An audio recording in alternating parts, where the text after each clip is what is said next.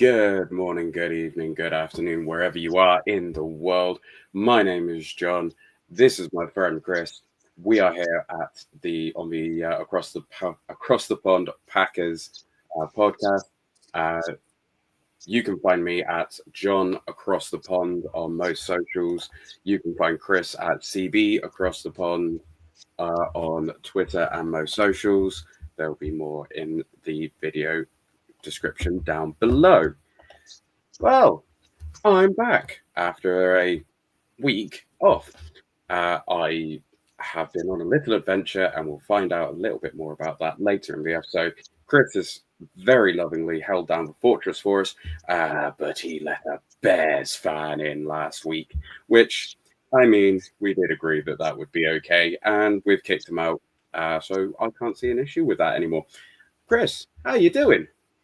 Yeah, I'm good. I'm good, thank you. When we clocked on earlier, there was a nice blue sky behind me, but it's a little bit grey now. But I hope it doesn't rain. But yeah, I'm all good, thank you. Want to thank my friend Jono for coming in and filling in and doing a rivalry pod. You will see him again in the future. So, yeah, really good, insightful view from a future Indiana Bear fan, which is always, which is, I can't start already. I can't start. It's too funny. Oh, yeah, absolutely. I can't even remember. Did they end up going to Hammond or Gary? Either way, it's a crap name for a place, isn't it? Yeah, it's not great, but David, it's all about money and tax and less payment. Something there was I read somewhere, but I'm more interested in what we're doing than any of our NFC North rivals at the moment, because it is pretty quiet around the league at the moment. It is. It is. On our little cheese board today, we have got a quick news roundup, and when I say quick, it is real quick. We have got a little bit of a chat about the Christian Watson deal, the ins and outs of it. Is it as good as it looks, or is it worse, or is it? We shall have a nice discussion about that. On my travels, bumped into a lot of other NFL fans in the UK as I went to Download Music Festival, and we got a little bit of a heavy metal ideology for the NFL. And I've got some questions to pose to Chris to see how much he thinks that he is on the pulse of the other fan bases. No pressure. Don't worry. You have literally There's dropped on nothing about this on me last minute. This is precious Oh, yeah. situation. Absolutely. It's going to be great fun. And then Chris, as a reward, is going to go through the OTAs with us, as I, not going to lie, have not been here to pay too much attention. So I'll be asking a few other questions to him, to see where he thinks the Packers currently stand with our training camps. Wow. Action packed. Fully. So let's get on with the news straight away. We signed a tight end, Luke Lakey. There's been some mini camp stuff. Which again we'll talk later about, I think. I Yep. might fill that in with the OTAs and yeah. And the only other thing which I can really see at the moment is Tucker Kraft's goal is to start week 1 on no pitch count. So I also go in guns blazing, pretty much where he left off last season. I also saw on the Packers social media that none of the players don't know how to fold a fitted sheet. Yes. So couldn't tell you how to do it myself. It's usually just a roll and then it goes in the cupboard. But yeah, that was a lot of news. Yeah, so much news, and I don't think we've got the rest of the time to do anything else. So that has been me, John, across the pond. Yeah. I do want to bring up the Tucker Kraft story quickly. Sure.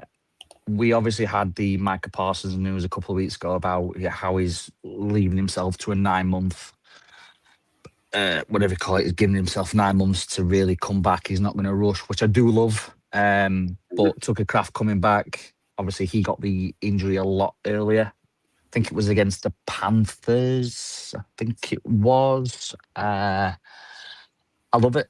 Come back. He's obviously worked hard in the off season. He's worked hard with Zach Tom. I've seen the social media stuff that he's posted. It looks like he's come back with that hunger. I saw something as well that he knew he was the greatest. He was on track to be probably the number one tight end in the league last year. And again, it was so frustrating as a Packers fan, and the same for him, that he had all this potential. He had all this, like his runs, his yards after catch and breaking tackle stats. It was just phenomenal. And I hope that he comes back from this injury with the same intensity, the same hunger, the same aggression, and this injury doesn't phase him, which I don't think it will, because again, the treatment for ACL and the injuries has come so far forward in the past 10, 15, 20 years that these guys are coming back even healthier, even stronger. So I hope that we do see the real Tucker Kraft, because we can't really rely on Musgrave at the moment, which is a real shame, because he was he was picked before Kraft in the draft. So I really hope that I hope he can be better, but it's all about Tucker Kraft in that offense. Such a pivotal part. It is, and like just seeing what he's saying, like as a quote, with how I feel, I would say I'm going to get all the conditioning I need in camp to start week 1 on no pitch count, which is great. And then when he was talking about how his rehab was going, he said that he had hit 21.5 miles per hour running on the treadmill a week and a bit ago, which I don't even know if I could do when I'm fully healthy. So I don't think I don't think I could run downhill that fast, to be honest. No, falling, different story. Running, no. Yeah, but I'm excited for the return of Tucker Kraft. He's got so much ability, and again, we will. I think in a few weeks' time we will be talking about a contract extension, and we'll talk about what he brings to the team. So it'll be on the Packers for a while. You just want him to stay fit. You do, and I feel like he's sensible enough to not push himself too far, which we've possibly seen in the past. Like David Bakhtiari, for example, he pushed himself far too fast to come back too early, and then unfortunately just ended up retiring after one game. Like it was the first game of the season, re-injured his knee, and then that was it, done.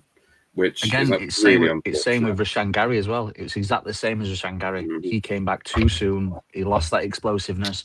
He lost that intensity, and again, just as you said, not the same. Yeah, which is a shame, but we move on.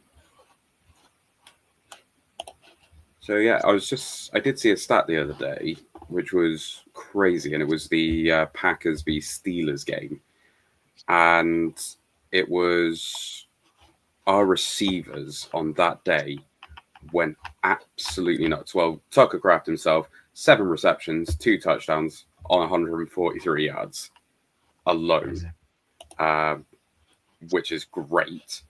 Then you also had Christian Watson, who had 4 receptions for 85 yards. And then Romeo Doubs, Malik Heath, and Emmanuel Wilson, all 3 catches for around like 26 to 45 yards, which again is great. And when you have, obviously without Romeo Doubs now, but when you've got both Tucker Kraft, Christian Watson, and anyone else who's just really healthy on the field, we are unstoppable. I'm going to presume that will be the Matthew Golden role that he's going to go into now, for taking over from Romeo Doubs as being that key number 2 receiver. And if we've got those 3 on the field at any one time, that's it. Like, it's just not going to work out very well for anyone. Except for are we leading on to the Christian Watson of this? It could always. We shall, I guess, lead on to Christian Watson's deal. But I agree with what you said. But I need the Watson stuff before I can go into my wide receiver room chat. No worries. We can go into that. So yeah, that's basically the roundup of the news. Tucker Kraft is getting healthy. Michael Parsons is getting healthy at the right times. we expect Parsons to be coming back, as we said before, for that Cowboys game, which will again be poetic in a way. But yeah, if we can get Kraft straight onto the field, I wouldn't be upset if he did have a pitch count. I wouldn't be, especially in the first couple of games. But after that, full force. So yeah, 100%. going on to 100%. Christian Watson. He agreed to a 4-year, 110.5 million extension with 31 million in signing bonus, and that is after he was coming off of the 1-year extension from last year. I think we're in different camps about this. From where we briefly chatted on WhatsApp on our group, I think we're in a slightly different mindset about this. So do you want to go first about how you feel, and then I'll just tear the walls down? Now, do I think that Christian Watson is in the upper-ish echelons of wide receivers? I think he could be definitely not in the top category with your Justin Jeffersons and your Jamar Chases, but he's definitely in the next one down. Unfortunately, he's never been able to show it. That is where I have my doubts. He's not ever had more than 700 yards in a season. He didn't even get close to that. He's not had a huge amount of touchdowns per season. He's been injured every single year. So unless whoever done the work with him last year is some kind of voodoo guru, I don't know if spending that much money is going to be worth it in the long run. I don't think it. You can compare him slightly to, say, Micah Parsons, who has also been injured. Is the guaranteed money that he's getting going to be worth it? And I do think that him coming back off injuries, he's already proven that he is. Christian Watson has never been able to have the chance to prove it. I would love to be proven wrong. I want to be proven wrong. And I want to see him play all 17 games of a regular season next year. And I want to see him have eclipse 1,000 yards. I want to see him get at least 10 touchdowns. But that's because this is what that kind of money is expecting. If he does better, yay! If he does worse and he gets injured again, I don't want to see another lot of money that is just going down the drain. Especially when we've got Tucker Kraft to pay as well. Okay. I could go down many routes for this, but I first want to talk numbers. So the 110.5 million deal, he gets 31 million guaranteed. Mm-hmm. Straight in your back pocket. Fantastic. Next season, it'll only cost 10.5 million on the cap. Right. So you look at that number, it's nothing, it's peanuts. 27 season is going to cost 11.5 million on the cap. So for the next 2 years, when he should be coming in his peak, he's going to cost not much on the cap. The one thing the Packers do very well, and do this on many other contracts, is they push the money down to further years in their contracts. They rework it, they push the money further, and they become dead years, dead cap, like dead years. So 28 season, it'll cost 24, 29, I think it's 27, and 2030, it's going to cost 26. So we're under the assumption that that money will be pushed down the line, or the contract will be reworked or whatnot. So if I told you could have Christian Watson next year for 10.5 million, that would change your whole perception on absolutely on that whole thing. So I think we should just look at it as a year by year basis and not the big money. So I just want to talk about that. For me, just that Bean nearly tapped me then. So in terms of Watson, he started off really strong. He drops that first play in his rookie season with Aaron Rodgers. I think it was against the Vikings. He dropped it, and like, what a start that would have been. Obviously, but that didn't happen. From that very moment, I saw that Christian Watson had pace, power, and speed and strength. Unfortunately, I just said he has had injuries, and one of the main injuries was hamstrings, which kept popping up and popping up. Players with pace have hamstring injuries. Like you look at the fastest footballers, it's a fast twitch muscle. From what I read, when he went to the specialist, one of his legs was, in terms of muscles, smaller than the other leg, so he didn't have the correct dimensions in terms of his running. So he came back from that and he looked great. He looked absolutely fantastic. Then he got his ACL injury, which was, again, very, very unfortunate because he was playing well. He came back week 7 or 8 last year from the ACL injury. He played 10 games. He had 35 receptions. He had 611 yards.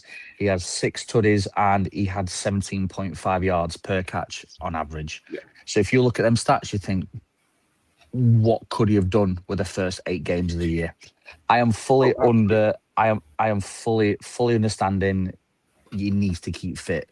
But for me, when he's out there, he is such a difference maker.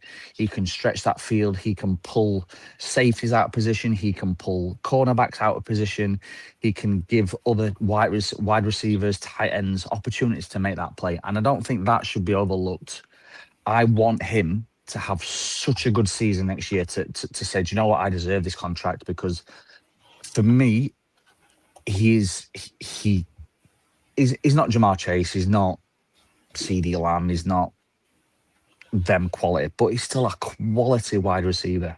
And for me, he's he is our, even though the backers don't believe in wide receiver ones, he is our wide receiver one in my eyes, because he's such a difference maker. And to think, when he got injured against the Broncos,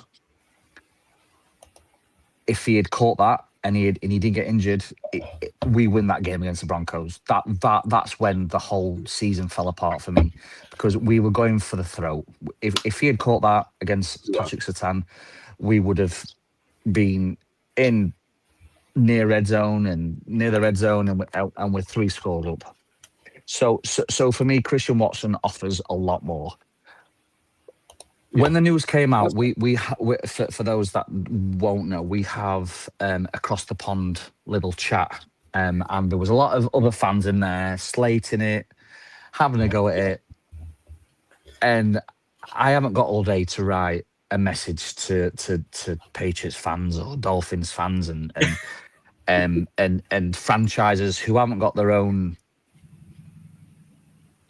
wide receiver room in order. But I guarantee any team would take Christian Watson next year for a 10.5 million on their cap, 100%. Oh, that'd be silly. But thing is, they don't watch him as much as we do, and they don't watch him because I haven't seen much fight back on this Watson contract, because they all see the potential, and he's a very important cog in that wide receiver formation. And that's my that's so. But I'm all about the wide receivers. I love it. So I see what he brings. Like, I mean, as I said just before, when you have Christian Watson, when you have Tucker Kraft, when you have either Jaden Reed or Romeo Dobbs or Matthew Golden as those ones next year, they are going to be a force to be reckoned with, because it's not like we then have a string of just pure wide receiver 2s and 3s. Watson is a wide receiver 1. He is categorically a wide receiver 1. And when he has been able to showcase that, it's been amazing. And when he's had the backup of tight ends like Kraft and Musgrave at times, and the rest of the wide receiver room actually being put in the, I don't want to say correct places, but where you would actually presume them to be, I don't think that your Jaden Reeds and your Matthew Goldens are ever going to be an actual wide receiver 3, even if they line up as a wide receiver 3. They are going to be like a dual threat wide receiver 2. I mean, that's the reason why Jaden Reed got paid for it as well with his contract earlier this year. We don't play like the Cowboys, in a sense. They have CeeDee Lamb and they have George Pickens. We don't play like the Bengals with T. Higgins and Jamar Chase. We have a very structured offense in terms of, right, he's getting the ball a lot today. He's getting the ball next game. He's doing this. If you're free, pick him. Because the way the Packers used to work was Aaron Rodgers was in trouble, you find Davante Adams. Aaron Rodgers was in trouble, you find Jordy Nelson. If Aaron Rodgers was in trouble, he always found Randall Cobb. And you could say Jordan Love's version of that was Romeo Dobbs, but essentially you would have 1 week where Dontayvion Wicks would have an absolute fantastic game, but he wouldn't have a receiving. He wouldn't have a catch next game because the area of focus would change, and it just makes me wonder if Watson was on, I don't know, a 49ers team or a Rams team, would he have more catches? Would he be thrown to more just because of the way our offense works? Because I can't put my finger on another team in the league that runs an offense like us. You have a wide receiver one, we have a wide receiver two, and you have the other ones, but we don't play like that. No. And I think it's also good to see as well is you look at the cost of our wide receiver room, it is still less than the Tennessee Titans wide receiver room. It's less than the Saints. It's wide receiver room. They have no one. It's absolutely crazy. So people look at the money and people look at like we were, even though we finished seventh, like we were wild card playoff, we were still one of the best offenses in the league with a dodgy offensive line, with a banged up wide receiver room, because I can't remember the last time all the first starters lined up. It rarely happened. So as you said, imagine if they were all fit, the potential. Yeah. The last time we had pretty much everything clicking was that Steelers game, and it was not. I know the final score was 35-25, but it was not that close in the slightest. Rodgers clawed some stuff back, but it was. We were in control the entire game, and that was when the last time we had pretty much all of our main guys healthy. And this shows because Jordan Love knew his guys were out there. He knew he could rely on his guys, and that's why he balled out, because everyone was where they needed to be on the right calls. There wasn't a Malik Keith coming in and not having a clue. There wasn't a bloody Bo Melton being somewhere. Everyone knew exactly where they were going to be, and that's the potential of that offense. 100%. And like it was something like 20 or 21 straight passes completed. It was crazy game. A great run. Like, again, that took across that line of 7 catches, 143 yards, a couple of He's a baller. Like, that is extremely good. Like, it is. I agree. You can't deny that that's one of the best stat lines you can have as a wide receiver, even though he's a tight end. It's crazy, and it is a blocking tight end as well. He can block. Yes. So if you need him to be that sixth man on the offensive line, he'll do it for you. But then he'll peel off and he'll get you 12 yards because people have. It's crazy. This offense can, if Matt LaFleur takes the brakes off next season, this offense can rock and roll in that league. And I want people to be scared. Yeah, I want people to be. I want teams to be scared of us now, because we haven't been that. Because people still don't see Jordan Love as a top 10 quarterback, which I don't get. But I think that's a chat for another day.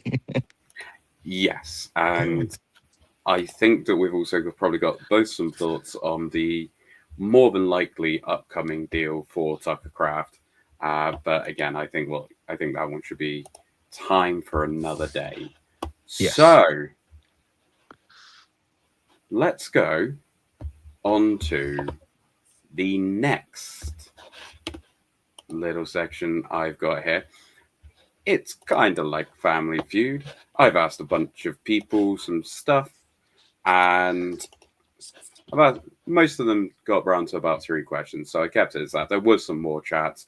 There was a couple of chats which lasted way longer, because I don't just talk about American football at all. No, that's never a thing.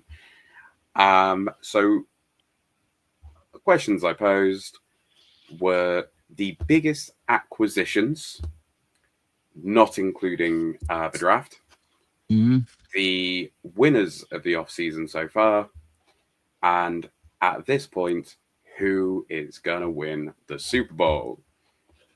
So there is 5. There were like between 6 and 8 answers, but for the most part, pretty much it was just 1 or 2 of the outside of the 5s. So, Christian, who was, in the humble opinion of a bunch of drunk metalheads at Donington Racetrack, the Download Festival, the biggest off-season acquisition, not including the draft? Myles Garrett. Shocked to absolutely no one. Number 1. Myles Garrett. Baller. He's going to change that. Absolutely. The Rams did this last time on the Super Bowl. They went all in. And they're doing it again. Yep. If Myles Garrett has a Micah Parsons injury, changes the whole thing again. So you never know. It's like they've got to keep fit. He's got it, but him and Parsons are the best defensive players in the league. So and now they're in the both conference. So yeah, Myles Garrett. Yeah. Cool. So you've got 2, 3, 4, and 5 left. I'm going to on my opinion because okay, I think Kenneth Walker to the Chiefs is a great acquisition for them. I completely agree. He was number 6. Ooh. I'm not gonna lie. I don't think you're gonna see all 5. So I'll give you. Okay, I have a list. I have a list of the big acquisitions and a couple of sneaky ones.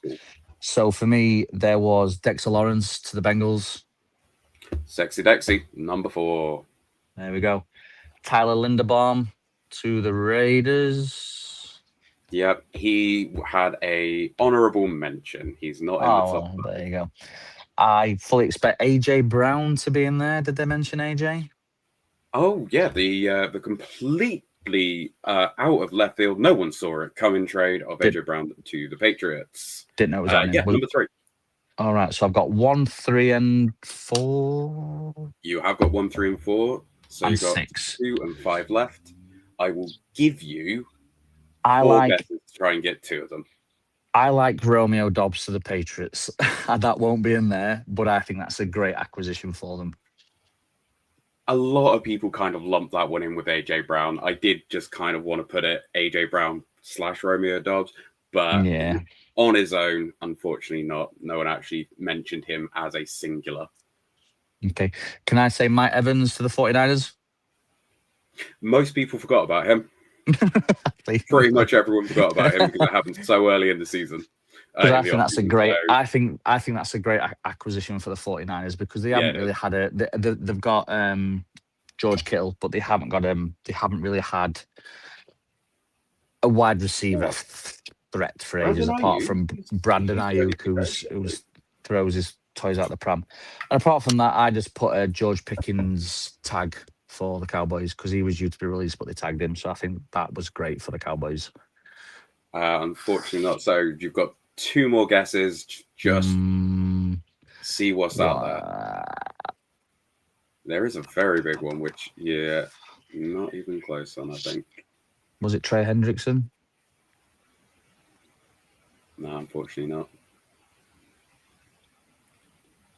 I'll give you a hint on one of them. Just give me the position. Wide receiver.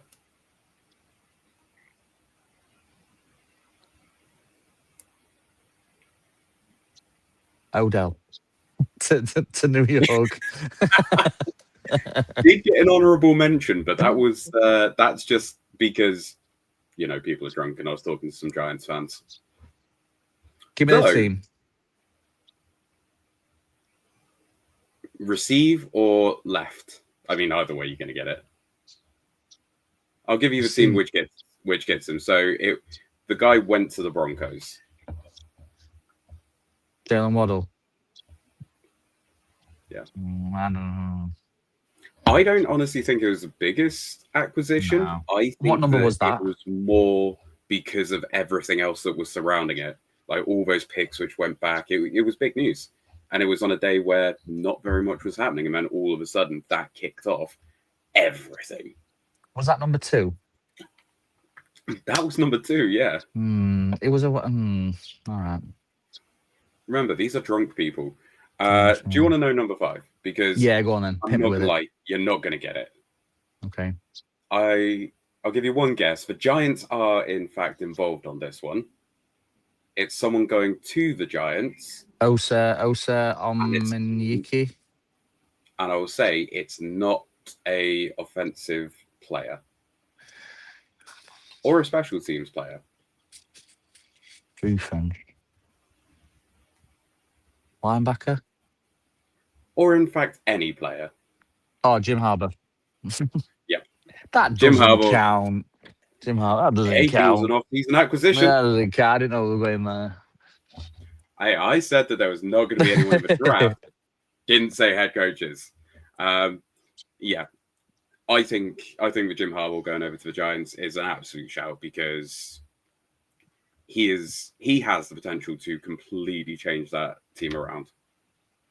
Yeah. I agree. I agree, but it has to work for him because this will be his last job if it doesn't. So. Oh, yeah. Yeah. He's either going to be there for like 10, 15 years or he's going to be there for 2 and he'll end up on ESPN. Yeah. Yeah. Agreed. Yeah. Okay. Okay. So we'll move that one on there. Here we go. Yeah, biggest off-season acquisitions. Myles Garrett to the Rams. Number 2, Waddle to the Broncos. 3, AJ Brown / Romeo Dobbs to the Pats. Number 4, Sexy Lexi to the Bengals. And number 5, Harbaugh to the Giants. Okay. I'll take 3 out of 5. Kenneth Walker going over to the Chiefs at number 6. Effectively. So yeah. Anything you wouldn't put on there? Jalen Waddle. I don't think he's going to make as big an impact necessarily as people seem to think. But yeah, he has got the pace and he may transform because he has been wide receiver 2 to Tyreek Hill, but I don't know. It's not that sexy, to be honest. Well, but I don't think. I think it was like yeah, exactly. But I don't think AJ Brown's is. If I was a Pats, I'd be more excited about Romeo Dobbs than AJ Brown, to be honest. But that's just me. I may have my Packers hat on. So now this isn't necessarily the best teams from the off-season. This is the biggest off-season winners. So who went from worst to first, essentially. The ones who probably made the biggest splashes overall.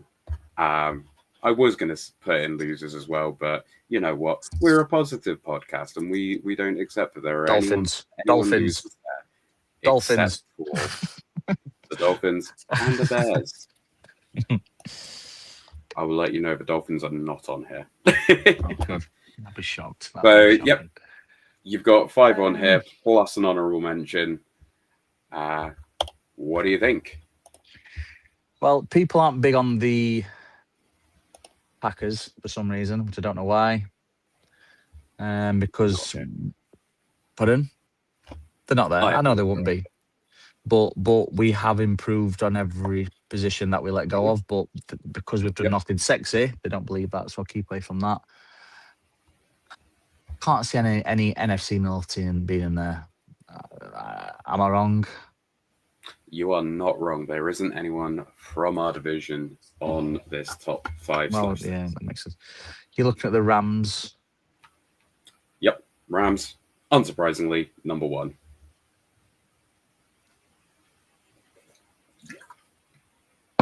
You're looking at the Chiefs. Yep, they are number 3.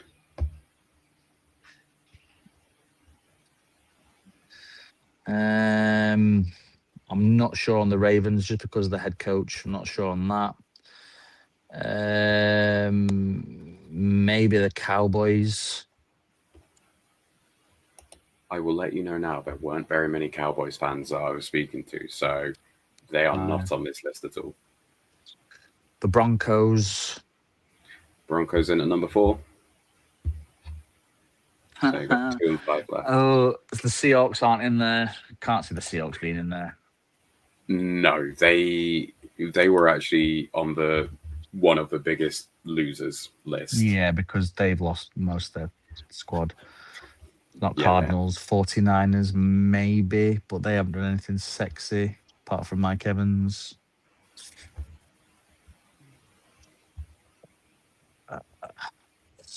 Bengals maybe. Nope. They are in the lower end of the honourable mentions list. Oh. I had someone say that, but they were, I'm not going to lie, quite drunk. Maybe Giants, because people love the Jim Harbour effect, maybe, as where we've gone 5. down. So have I got one left? You have. You've got number 2. Oh god, it's number 2 again. Is it AFC? Here's AFC.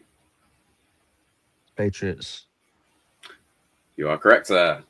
Do you want to take a guess as to who was the highest of the honourable mentions? Don't know. Bills. You are correct. Oh, there we go. Why?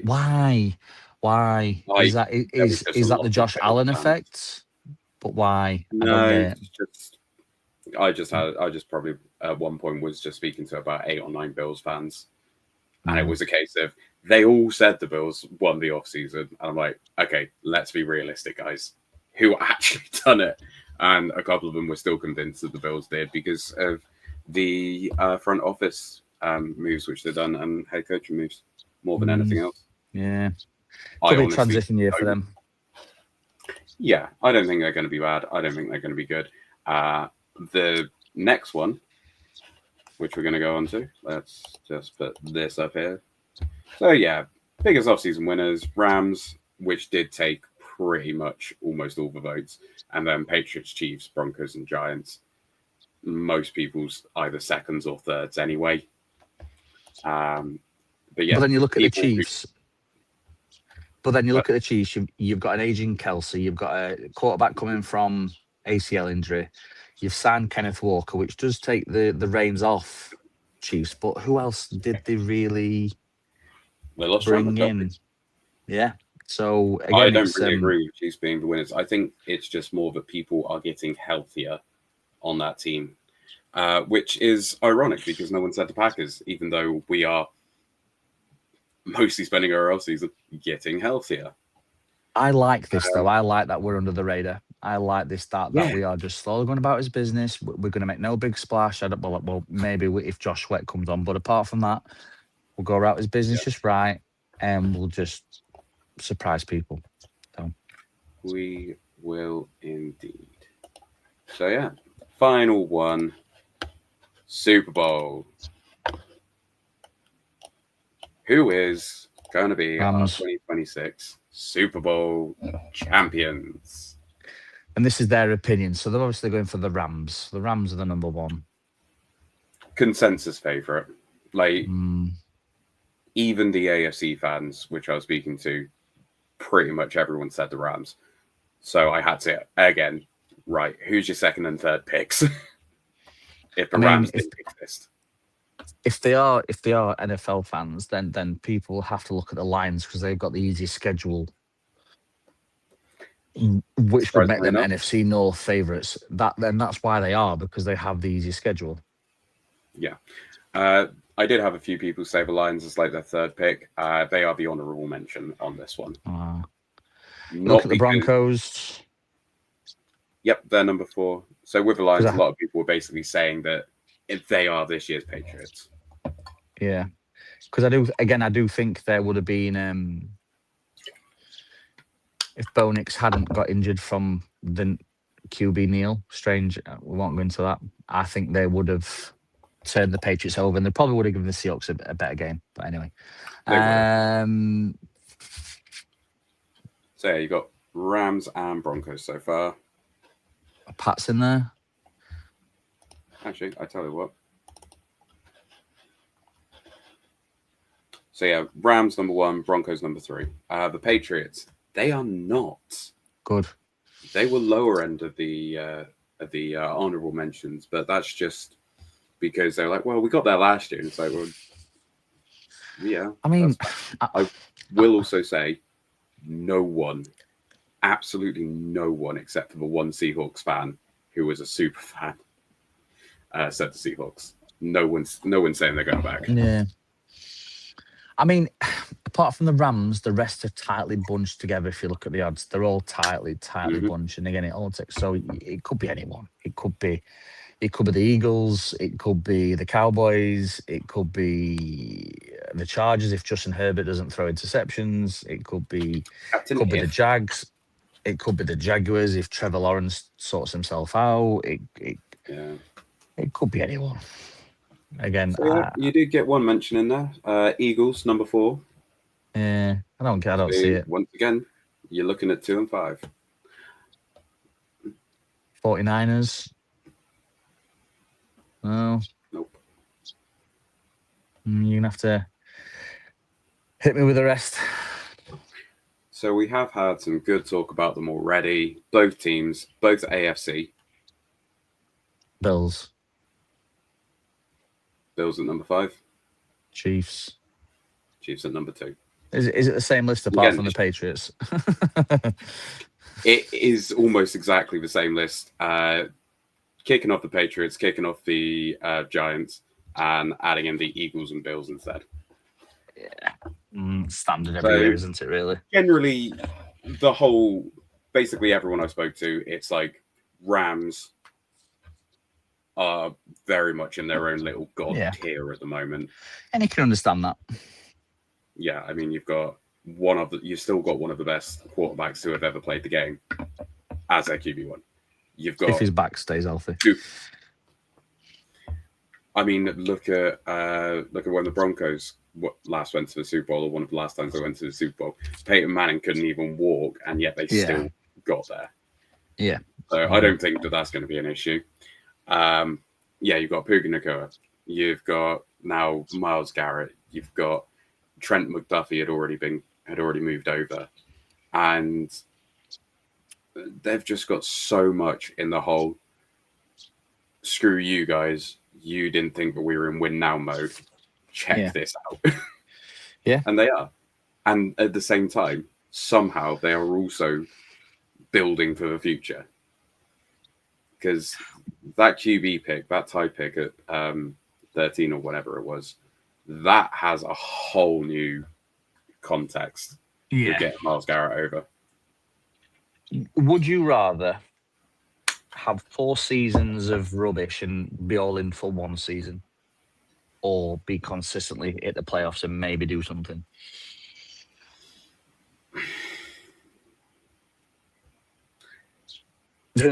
I would.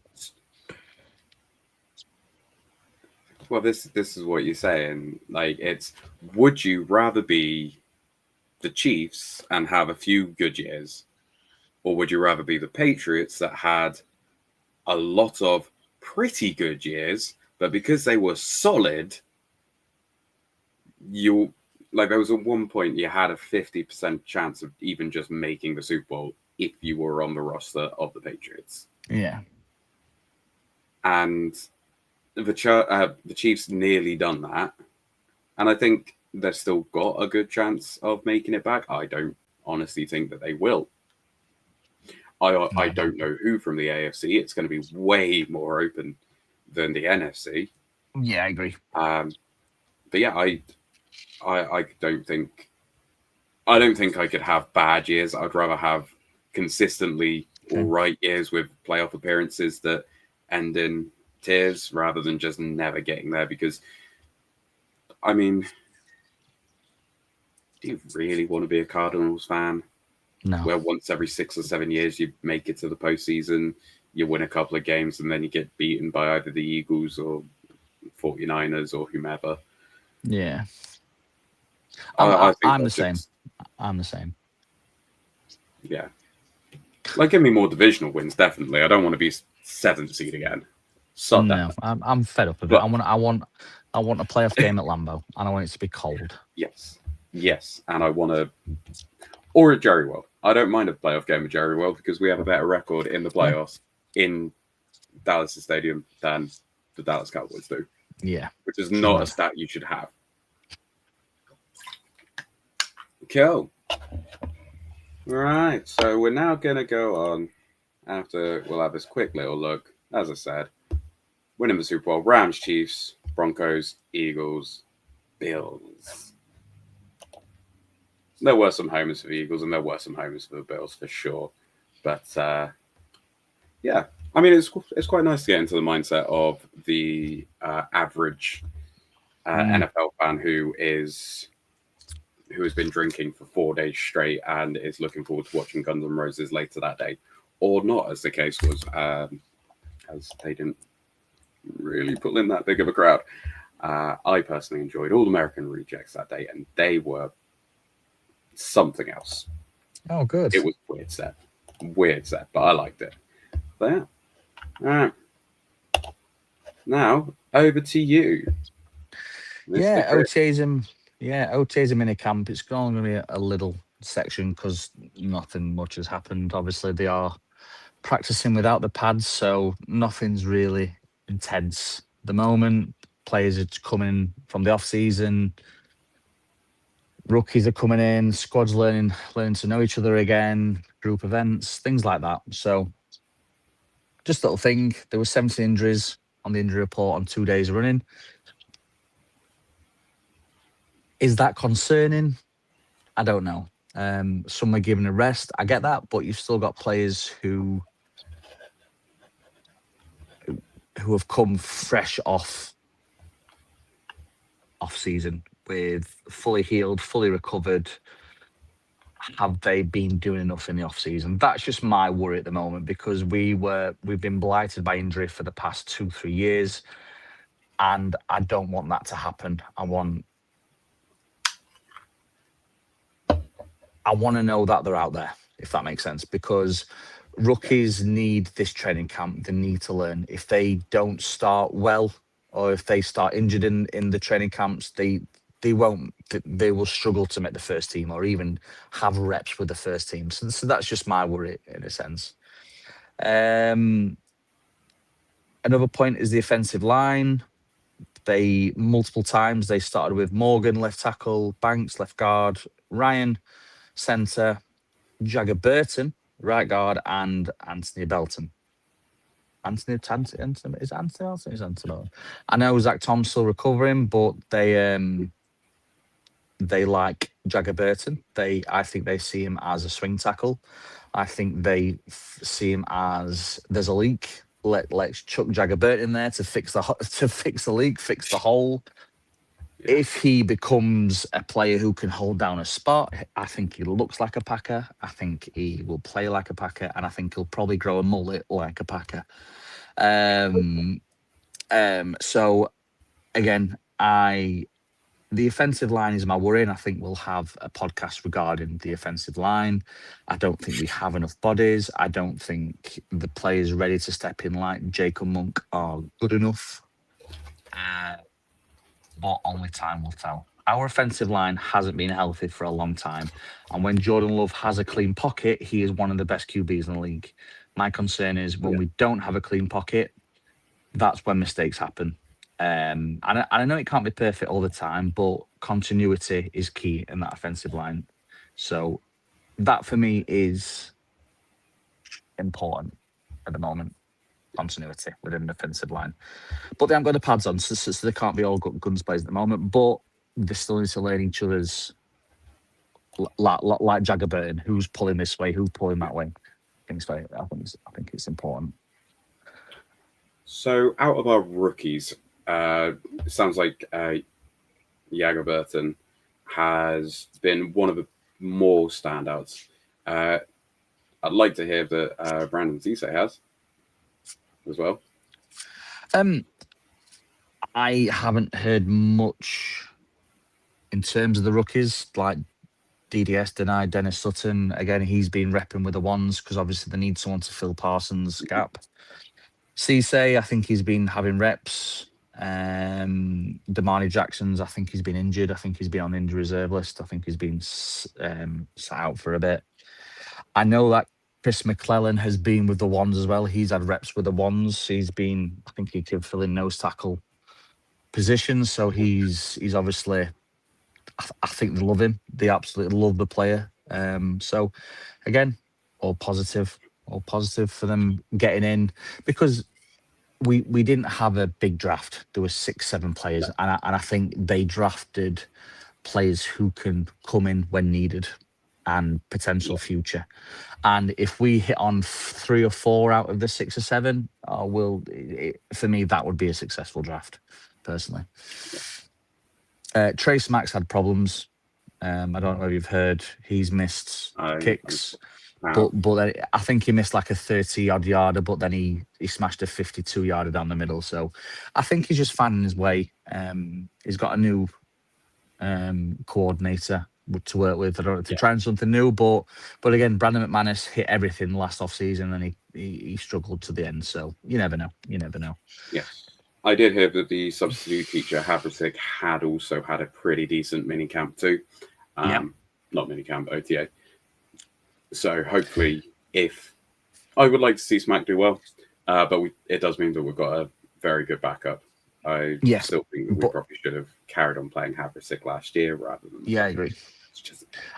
I only want one kicker on the roster this year. Ooh.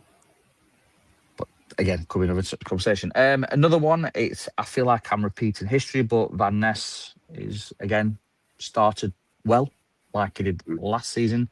Micah Parsons again has had rave reviews about him, but he started off well last season. And unfortunately, again, he got injured and then came back and took some time to go. Again, I want it to work for him. He's had that extension. Well, his option picked up. Was it option or extension? One of them. But he needs a quick start. He needs to be the Micah Parsons filler for the first 4 or 5 weeks. He needs to be. Defenses need to be scared of Lucas Van Ness, in my opinion. They do indeed. And the final one that I've taken from it, because there isn't much, is that Marshawn Lloyd, he's done a lot of work in California on his injury status and trying to work on that. There was a video of him and Chris Brooks doing the same rep.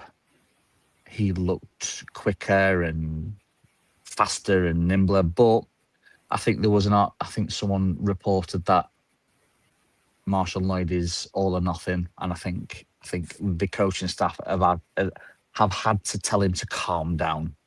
You can't always go 100 mile an hours for every rep, which I think we love, but you've got to save your body. It's a long season. Running backs don't have a long life in terms of NFL careers, and if things do happen with Josh Jacobs down the line, we want him to succeed because he has all the ability and all the talents to be a fantastic running back.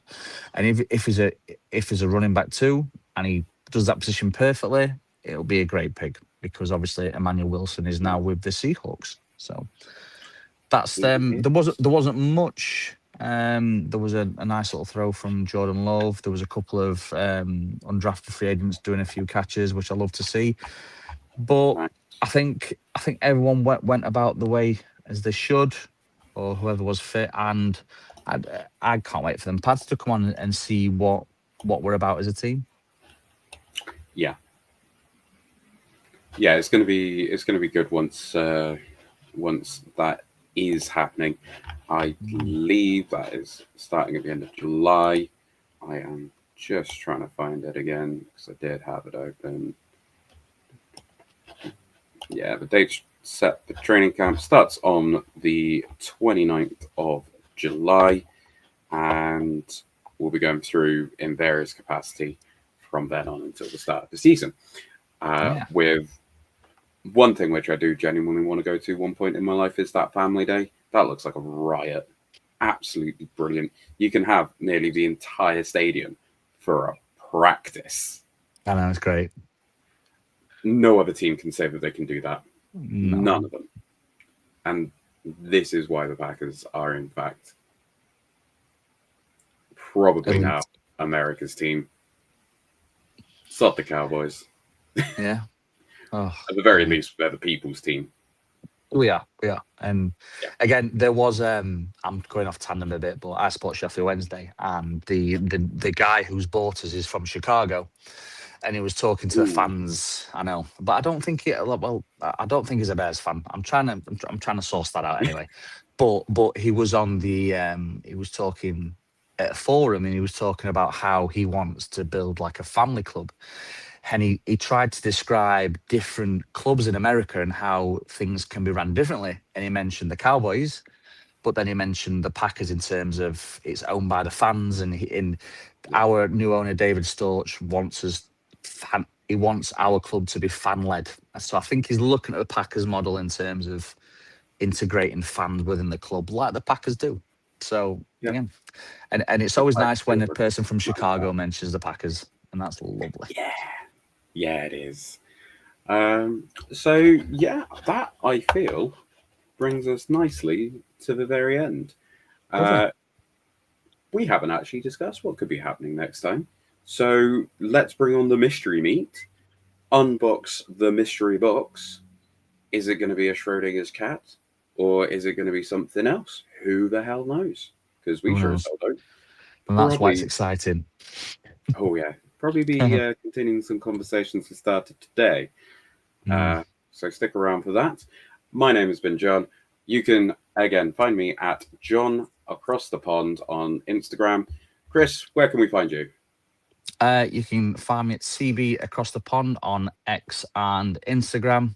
Uh, I'm not posting a lot at the moment, but when the season happens and the off season happens, we will be very active on them socials. So just want to thank everyone who has listened so far, who has subscribed. It's slowly building. We're trying to build a community. And again, I say this every week. If you want to come on, if you want to contribute, we would love to have you on. And extra voice and extra opinion is always fantastic. So yeah, amazing. It is indeed.